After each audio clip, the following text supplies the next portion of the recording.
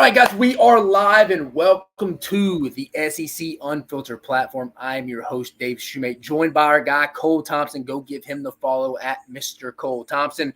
But we are reacting to Steve Sarkisian's opening press conference at his first at SEC Media Days. And he was the fourth and final coach today, so we got four more heading in tomorrow. But just breaking down day three and what Steve Sarkisian said at his first SEC Media press conference. I would say, first of all, Cole, confidence. Me and you talked a little bit off here like we usually do beforehand. Confidence is really what comes off to me. I thought he did a phenomenal job. We talked about both of the new guys doing a good job, but like you mentioned, in different ways. But this one just kind of seemed like, even to his attire, I thought I'm not a big orange guy. I'm not an orange guy at all. I thought the jacket was clean as hell. Even Jeff Banks agreed with me. Texas' special teams coordinator. He liked my tweet when I said that. He said when I was like, he's rocking the orange. It looks good. It just exuded confidence, just not just the jacket, him overall. All his answers were clear, concise, in depth, very analytical. He's confident in this team. He likes this team. Cole, what did you gather?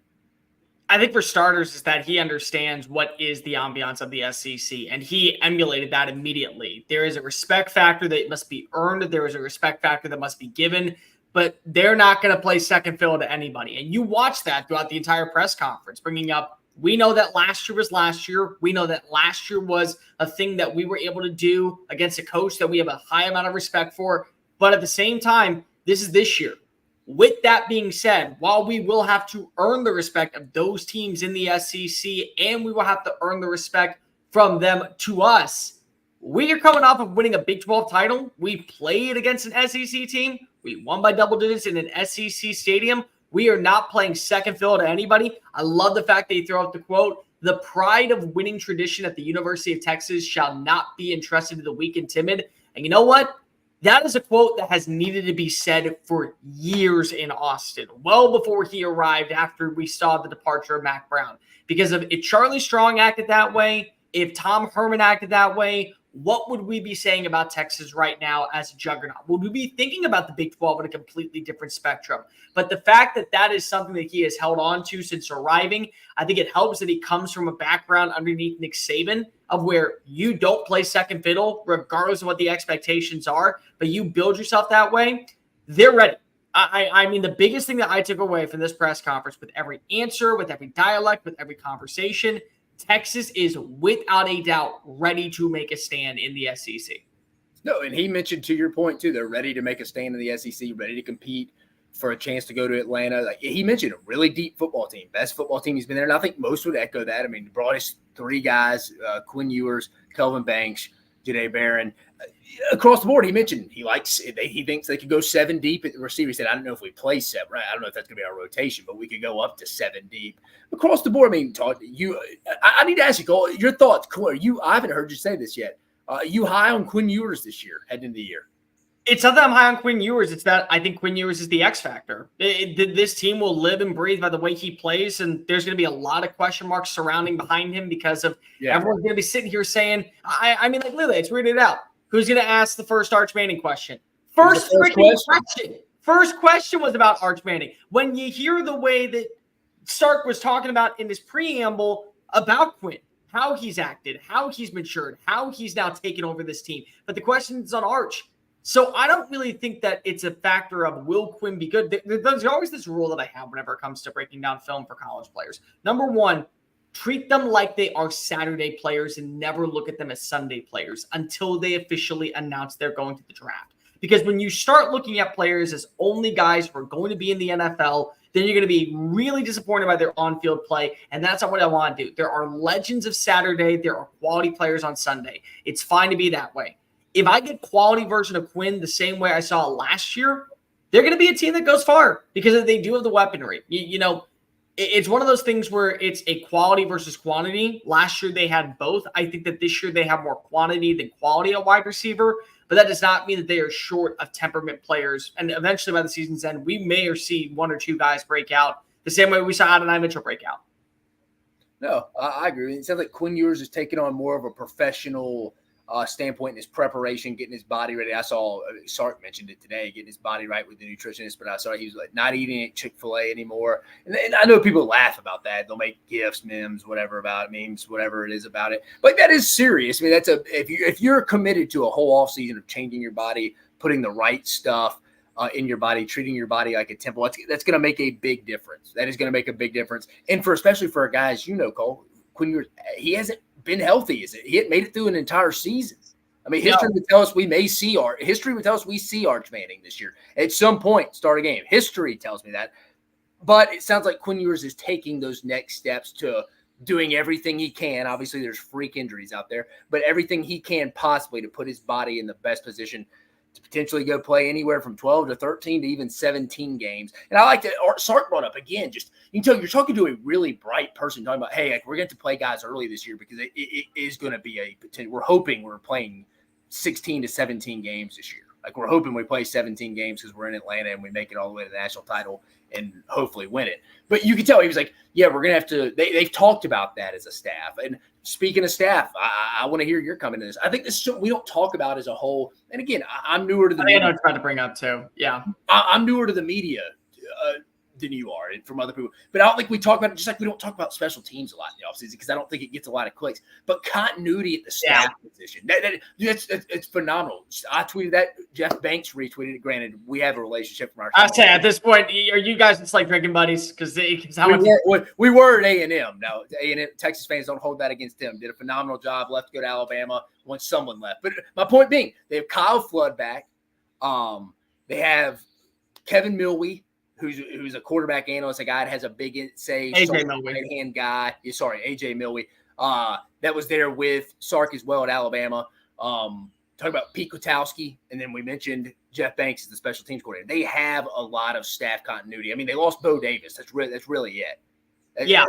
That's really it. So, I mean, you bring that in. They got their quarterback. I mean, there's a lot to like about this team, and we'll get into the schedule here for the end, but I think the schedule is very manageable too. It's like you said, Cole, I think you hit a hammer on that. I am very impressed, and I didn't really take anything from a negative glass half empty kind of way about this press conference. Texas never would act that way, though. They never did when they were going off of 5-7 finishes, which, by the way, I think was a really big testament to Sark to be able to admit, listen, 5-7 in Austin, Texas sucks, and it sucks when it's in the Big 12. It is just the worst feeling alive when you are the brand, the flagship of the state. You are the program that people look to make fun of or to praise or to think that this is finally a year where you're BAC. No, you're not. And now you're going to have that type of energy in the SEC. Yeah, I think that having that ability to understand that feeling is going to transpire to new heights in the SEC, 100% a big deal.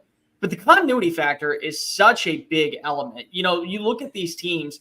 Nick Saban was a probably perfect example of this, where he was willing to adapt to change, except on defense. Whoever was the defensive coordinator understood immediately. This is my defense. We're running it a certain way. Learning our terminology. Yeah, you're going to learn the terminology. We're going to be having this. But there was always that familiarity, and that familiarity was allowing a lot of players to be able to buy into saying, oh, we're right back to where we were this past year. Well, there's a lot of new players that are joining Texas, but there's a lot of new players who are stepping up for Texas. Guys like Jonte Cook that we have not even brought up. Guys like Gunnar Helm, who was specifically named by Steve Sarkisian. The offensive line's got great depth to replace Christian Jones. They know that there's going to be a bigger role for C.J. Baxter and Jaden Blue after losing JB to the NFL. So it's like there's a continuity factor when it comes to the players, but there's also a continuity factor of the staff understands. We're doing the exact same thing with the exact same personnel. The logo is changing. Our energy and our tempo and attention to detail in practice is not. No, I know 100%. It's just a key factor. Guys feel more comfortable going through a whole year. Strength and conditioning coach is the same. Everybody they can start venturing into new stuff because the basics. Everybody knows the basics. He mentioned they have 25 leaders where he felt I forget if he mentioned his first year going into last year, probably his first year. If he felt like they really only had about 3 leaders when Rashawn Johnson was there. That's how I remembered it. But you have to remember that the guys that he has as leaders, he brought there and he specifically named and he called out for certain ways. I mean, Jahdae Barron was one that I was just flabbergasted that he's coming back for another year. I did not think that he was going to. I thought for sure he was done after last season, go out on top. I mean, to have a guy that's been here through every bit of the growing pains and also seen when Texas was on its rise and back down to its collapse underneath Tom Herman, that's a win. The way he talks about Calvin Banks, I mean, I remember watching Calvin Banks when he was in high school, coming out of Humboldt, and hearing the stories about the way that he carried himself. He was acting like a 20-year-old at 16, the way he took care of his body. I mean, if you're emulating anybody in that locker room, and Sark says you want to emulate an offensive lineman, you're doing something right. And then you got the quarterback. And there's probably, I would say, about another dozen leaders that he wouldn't have time to name that simply have maybe not seen the reps, but have been through the due diligence and the expectations that are set in Austin that probably eerily simulate what we know in Tuscaloosa, which, again, you hear it from the guy himself talking about how his course of his career altered overnight when Nick Saban hired him. And I think that even though he has not taken the entire playbook, he has definitely taken a chapter, but the chapter's not on the on-field play. It's the internal status play, which is the big reason why Texas is where it is right now. No, yeah. I mean, 2 points. I mean, Sark's the only coach ever to be a head coach in the Iron Bowl and in the Red River shootout. So for now. And then also, he's one of the few coaches that actually hand manages the salary cap, which I think is incredible. Which, hell, if I was a head coach, I'd want to do it too. I'd want to know how much I'm paying guys. Sam Pittman doesn't give a crap about how much, but I would like to know how much each guy makes, have my own document. I think that's awesome. All hands on deck. You're right. Again, I think it's easy to come here and say, Texas, Sark's only had one 10-win season in his entire career, going back to his days, at SC, Washington, and including Texas. But I think this is their guy. I'm not ready. I want to see it this year, but I'm at BAC right now, waiting on K to finish up this year for Texas to say they're back. I've been that way for a while. Yeah, I think Sark's just the guy. I think he's going to ultimately get it done. Just because Charlie Strong, Tom Herman didn't get it done doesn't mean Steve Sarkisian didn't. I think he's the guy. I mean, I think he's going to be the guy. I think Texas is going to be in contention in the playoffs every year to win a national championship and also an SEC championship. For whatever reason, I think a lot of the media, especially the Southeast people, just want to pick on them for whatever reason. Again, I don't know why. Me and you've talked about it. I even think Oklahoma is on that way too. I think it's going to be more bad news bears for the mid-tier SEC teams than it is going to be for Oklahoma and Texas. Two things real fast. Number one, do you think that Sark's image would change if he did not get fired for off-the-field incidents that happened at USC? Because I did feel like he was building at least something out there. Maybe it wouldn't have been to an elite level of college football playoff, but 10-win seasons on the horizon, Rose Bowl appearances, the guys that he was starting to recruit, initially, and Clay Helton kind of took a lot of those names and said same roster, same overall energy. Do you feel like the imagery of him would be different right now to where we're not having this conversation? In fact, most people in the SEC are saying look at what Sark did last year in the Big 12. They're saying, shit, look at what Sark did last year in the Big 12. Yeah, I'd say his imagery is probably different, but he'd probably tell you, and he kind of talks about it. You can tell he kind of gets a little emotional about it. It's probably the best thing that ever happened to him going I think so. in rehab. And he's probably not the guy, he isn't the same coach he is today, probably ain't managing a salary cap, doing all that. He just wants to be a play caller. I'm just an offensive head coach. Now he's an everything head coach from top to bottom, CEO, business type guy. So I think for the best it would be, but to your point, without going into details of that, I think it would be looked at a little differently, but I don't think he'd be at the level that he is today. So that's going to show you why things happen for a reason. Let me ask you the next part. So people are talking about how, Texas and Oklahoma, they're getting everyone's crapping on them and that they're carrying themselves in this big light. For starters, it's a very, very, very, very, very small brand of Texas people that are carrying themselves. If you live on social media and only live on social media and don't ever go outside and touch grass, like some people that are doing political comments nonstop, you would realize that there are enough Texas fans that really are not offended by the horns down logo. They are understanding that we belong in the conference because we've earned the right to be here, but we know we got to earn respect. We don't act like we're going to be running through everybody and everyone's going to have to kiss our hands. That's not them, but they are built that way. They are built to be able to get to that point.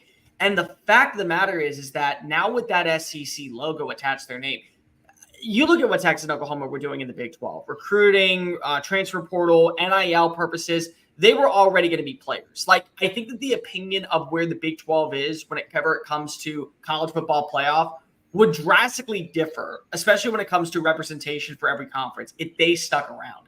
But now that they're joining the SEC, it's only going to explode. And at the difference between Texas and Oklahoma right now, and I've made this abundantly clear, as much as I like Oklahoma, the reason why I like Texas more this year is because of the offensive line. And he's got offensive linemen who are built to do that right now. But don't think for 1 second that Oklahoma isn't going to get there. And then Sark had a head start in a year. Yeah. It makes sense. And also you got to realize, Dave, when you talk about Arkansas and South Carolina and Mississippi State and maybe even Missouri a little bit, and if you really want to go that far, Kentucky, those are middle tier programs to where you feel like once every 5 years, yeah, they're going to beat up on a team, just like they do against Georgia, just like they do against Alabama, just like they do against Florida, just like they do against LSU. But they're going to lose recruiting battles. They're going to lose transfer portal battles. They're going to lose NIL deals, and they're going to not be able to afford the right depth behind players, and they're going to sit and wait and learn and adapt the way that they do at every other major program. That's what Texas and Oklahoma showed me in the last 2 days, is that they are here and that they belong.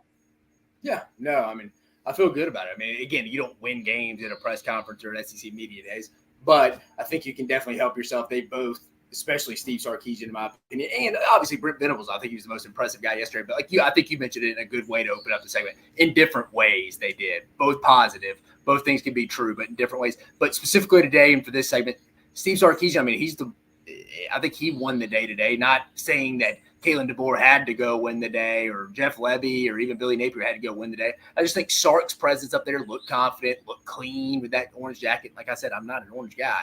I just think overall, though, I'm pretty fired up about it. I mean, really, going to his schedule, because we always usually end it off talking a little bit about schedule. Real fast. What did you think of his comments on Red River? Because there's so many. Oh, I thought it was a phenomenon. I'm glad you brought that up. There's so many people that don't understand why this game is the way that it is. Yeah, I've never been. I want to go to the atmosphere. I thought his response to it was freaking awesome. Yeah. The whole football, like, hey, I mean, shoot, he's been the head coach of both the Iron Bowl and the Red River Shootout. He's been Apple Cup. He's done USC, UCLA. Yeah, he's been a part of a lot of rivalries. He said that, he stated them. But I thought his answer too, he really, but immediately locked back into football, was like, yeah, I mean, it's split halfway. I mean, again, I thought what he mentioned too, and a lot of people, I knew this, but I haven't been to the game, is the locker rooms are right there next to it. It's a very, it's very personal, your intimate setting right before, a lot of emotional guys before they head out into the gridiron.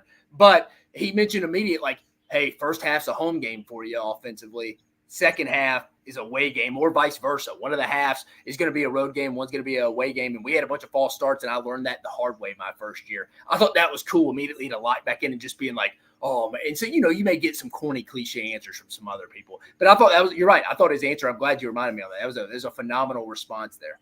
I thought that the biggest takeaway from that is that somebody who has seen the Iron Bowl and has known what the Iron Bowl is like, especially in a road atmosphere, because you got to remember that they played on the road in 2020. They played on the road. 19. Was it 19 they played on the road, right? Yeah, 19 they played on the road. So that was the Bo Nix year. So he knows what it's like to play at Jordan-Hare Stadium. And we've talked about this yesterday. We know that Jordan-Hare is one of the most daunting places to go play a game. But when it is humming, not just rivalry week, but when it is humming overall, it is just its own entity that nobody else can duplicate. But I have seen Red River up close and in person. I have been to the Texas State Fair. I have been there for pre-games. I have been there at 5 o'clock in the morning, pouring an ice cold glass of Tito's. I know what that ambiance is like. I know what walking into the stadium is like. I know what that hostility leaving the parking lot with an L is like. Everything he said was 100% correct. And probably the biggest thing that I took away that just was so true. You're running out of the stadium, and the first thing you're trying to do is get over to your fan base. Because the second that you walk out to those boos that is clamoring, because that's always Oklahoma side, you just want to get over to your people because of it will eat you alive. And honestly, I think that's why when people talk about where this rivalry ranks, I love all the rivalries in the SEC. I do. I love Third Saturday in October. I love large outdoor cocktail party. I love Old Rivalry of the South. I love the Iron Bowl. There is just something special about Red River. And there will be SEC purists who watch this and say, you have no idea what you're talking about. How dare you go ahead and say you're an SEC guy going to a college in the SEC? It's different. It is. It's the one time where they talk about moving games to bigger atmospheres to add in more of an ambiance. You can't move that out of the Cotton Bowl. That is the one game where it is a neutral site location and it has to stay there. It has to be there. And you have to experience it. If you are an SEC fan and your team is not playing the weekend of Red River, buy a ticket and go. Make that a family vacation. I promise you, if you are a college football junkie, you will understand everything that Sark is talking about from a fan perspective on the outside looking in. Yeah, especially right now, especially with these two guys, man. And hey, before we move to the schedule, Cole, some Auburn fans are going to shoot you. They are so sensitive about calling Jordan. It's spelled Jordan, but pronounced Jordan. That's a big should. Oh, they'll let you freaking know it. It's Jordan, not Jordan. But moving to the 2024 schedule for the Horns, I mean, Cole, I'll be honest with you. Look, I think this is a pretty manageable schedule. I especially conference play. I mean, me and you've broken down top schedules for each team on the Texas Sports Unfiltered show. But I mean, at a conference, open up with Colorado State. I think at Michigan, I think the line right now is 5.5. I'm very confident Texas goes in there and wins. 11 a.m. Central Time. It's a lot of the kids that all went into Bryant-Denny Stadium last year at night and handled that. I don't think they're going to be spooked by the big house. UTSA, Jeff Traylor and the boys, that could be a sleepy game. Texas is going to win that game, though. Yeah, but like sleepy means like Wyoming, where it's okay. Correct. It's ugly. Then trying to get out. Yeah. ULM win. And then the conference schedule here, Cole. Mississippi State at home, bye week. And here's the back-to-back ones right here. We're talking about the Red River Shootout, Oklahoma and Dallas, Georgia at home, at Vandy, bye week, Florida at home, at Arkansas, Kentucky at home, and then the big one at Texas A&M at Kyle Field to wrap up the season. I mean, I'll be shocked here, Cole. I'm going to call my shot here. I mean, I've been pretty open about it. I have Georgia, Texas in Atlanta. I have Texas actually winning the SEC heads up in the regular season, but Georgia getting them in Atlanta. But I think Texas goes 11-1. I'm pretty confident that Cole, would you be shocked let me ask you this, on a scale of 1 through 10, with 10 being the biggest surprise of your life, how surprised would you be if I called you at the end of November and said, Cole, Texas is 9-3? I'd be pretty sure. I would be moderately shocked, because if I do wonder about that game in week 2, I do. I always will. It's a non-conference. Yeah, that's just me. I'm confident in it, but I think there's fair concerns. For sure. It's a non-conference game. I think that's always going to be a concern. I also got to look at the last game of the year, Lone Star Showdown. You heard Sark talk about it. There's going to be fans that are younger that don't understand what that rivalry is, but the players who decided on going to those schools usually went on recruiting trips together. One ended up it's like the Montagues and Capulets and Romeo and Juliet. One decided to go to A&M, one decided to go to Texas. I think the Georgia game is one that you always are going to circle, because it's Georgia. It's the standard in the SEC until Alabama proves it or somebody else proves it.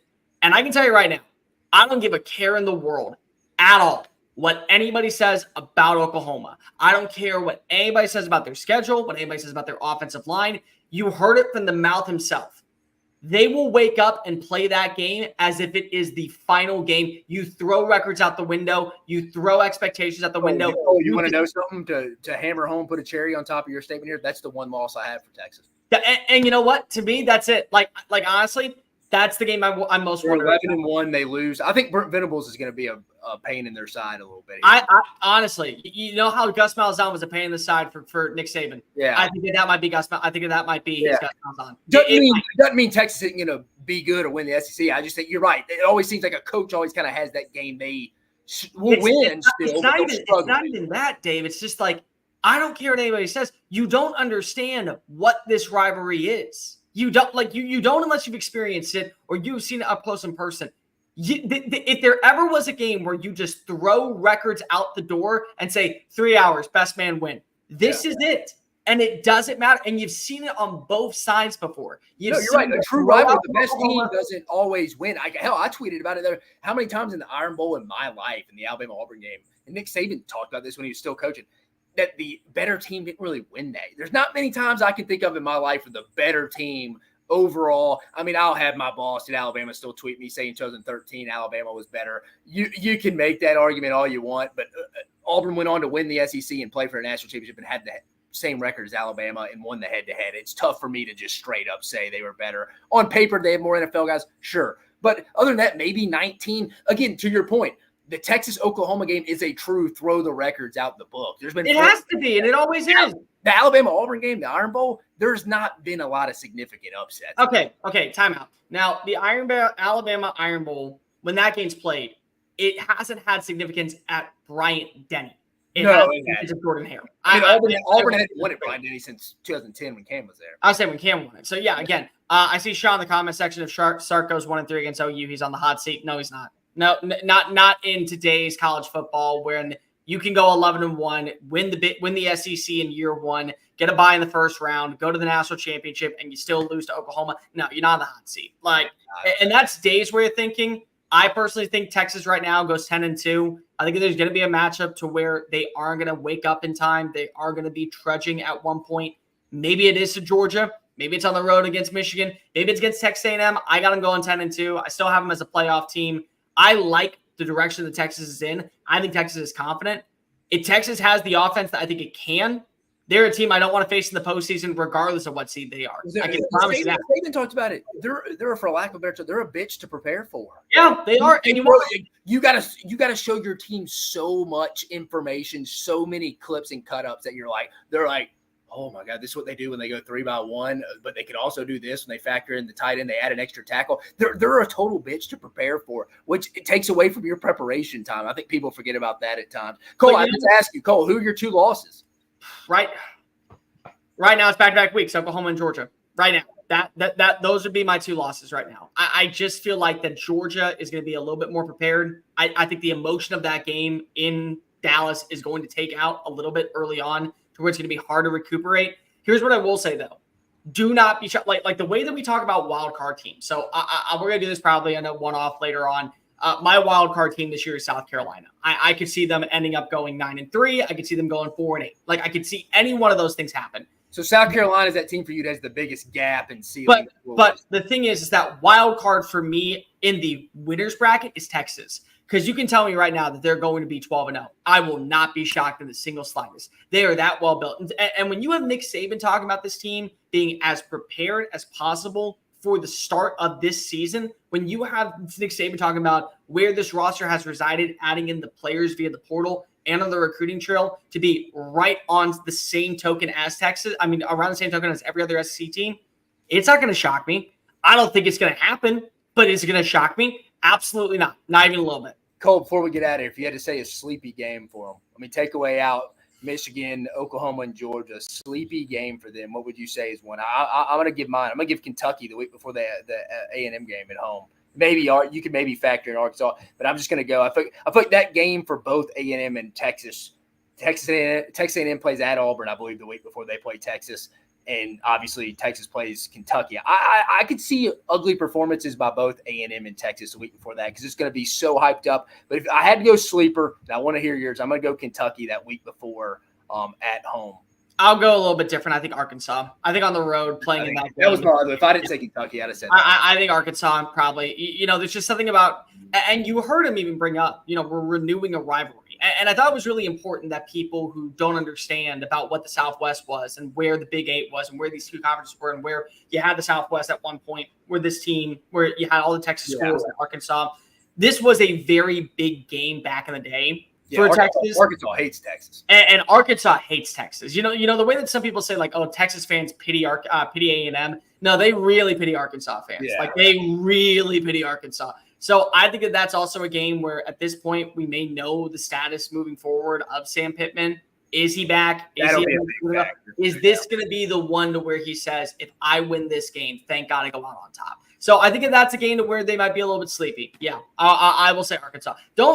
I will say after today, I feel a little bit better about Florida, but I still think a sleepy game is Arkansas because it is a road game too. And that's probably going to be a road night game if they can make it happen. Cole, anything else to add before we get out of here? Everybody in the SEC, if you're watching this and just trying to check out the channel, Texas and Oklahoma have arrived, and they're not going to be an easy task. Now, for Texas and Oklahoma fans, don't be complaining when you see horns down at major stadiums. But for every other team that's in the SEC, Texas just kind of showed up and said, yeah, we mean business, and we're about ready to show it. I don't have anything else to add either. My guy Cole said it. But for my guy Cole, speaking of him, give him the follow at Mr. Cole Thompson. I am your host, Dave Shumate. that wraps us up for today, guys. We will have a recap with our guy, Chris Phillips, who will actually be shooting for the Texas Sports Unfiltered table there at the Omni in downtown Dallas. We'll be doing a reaction show for the day 3 just in total. So check that out when we premiere that. But, guys, we'll see you tomorrow. We got 4 more last day on Thursday, guys. It's been a blast so far. But for my guy, Cole Thompson, I'm Dave Shumate. You have a phenomenal evening.